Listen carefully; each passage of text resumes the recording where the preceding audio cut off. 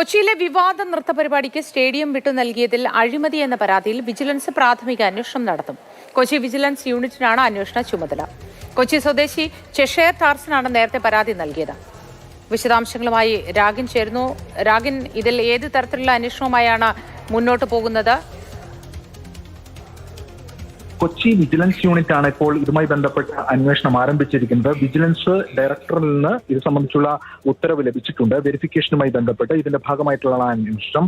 ഇതിൽ ചന്ദ്രൻപിള്ള ഉൾപ്പെടെയുള്ളവർക്കെതിരെയാണ് ആരോപണം. അതുകൊണ്ട് ചന്ദ്രൻപിള്ള ഉൾപ്പെടെയുള്ളവരിൽ നിന്ന് വിജിലൻസ് സ്റ്റേറ്റ്മെന്റ് രേഖപ്പെടുത്തും. പരാതിക്കാരന്റെ വിശദമായിട്ടുള്ള മൊഴിയും ഇതുമായി ബന്ധപ്പെട്ട് വിജിലൻസ് രേഖപ്പെടുത്തും.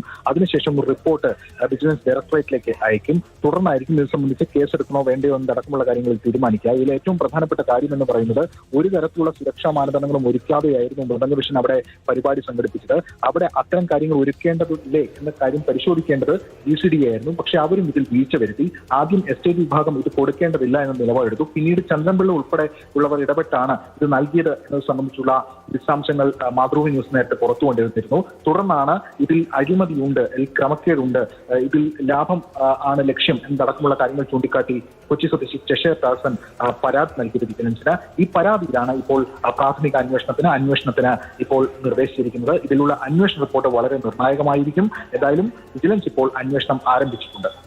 ശരി രാഗിൻ, ഏതായാലും കൊച്ചിയിലെ വിവാദ നൃത്ത പരിപാടിക്ക് സ്റ്റേഡിയം വിട്ടു നൽകിയതിൽ വിജിലൻസ് അന്വേഷണം ആരംഭിച്ചിരിക്കുന്നു. ഇതിന്റെ റിപ്പോർട്ട് വരുന്നത് ഏറ്റവും നിർണായകമായിരിക്കും. രാഗിൻ പറഞ്ഞതുപോലെ തന്നെ അപ്പോഴാണ് സ്റ്റേഡിയം വിട്ടു നൽകിയതുമായി ബന്ധപ്പെട്ട കൂടുതൽ വിശദാംശങ്ങളിലെ ഒരു വ്യക്തത ഉണ്ടാവും.